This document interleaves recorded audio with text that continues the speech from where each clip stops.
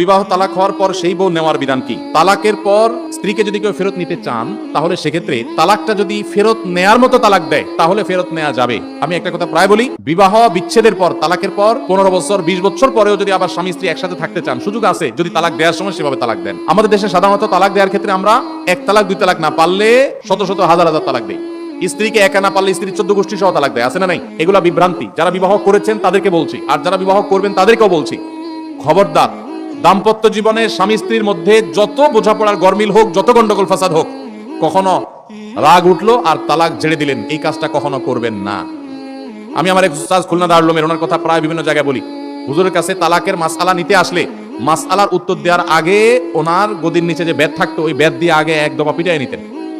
সে কোনো অফিসার, সে কোনো ব্যবসা প্রতিষ্ঠানের মালিক, এসব দেখা দেখি নাই। তালাকের মাসআলা কোনো পুরুষ লোক জানতে আসছে, এই মাসআলার উত্তর দেওয়ার আগে উনি বেদটা বের করে শরীরে যত জোর আছে জোর দিয়ে 4-5টা বাড়ি আগে মারতেন। বোনের কারণে, ননদের কারণে, শাশুড়ির কারণে, বাইরের লোকের কারণে নানান ভুল বোঝাবুঝি তৈরি হয়। দিন যত অতিবাহিত হতে থাকবে, যত পারিবারিক জীবনটা সামনে এগোতে থাকবে, লাস্টিং করতে থাকবে, সন্তান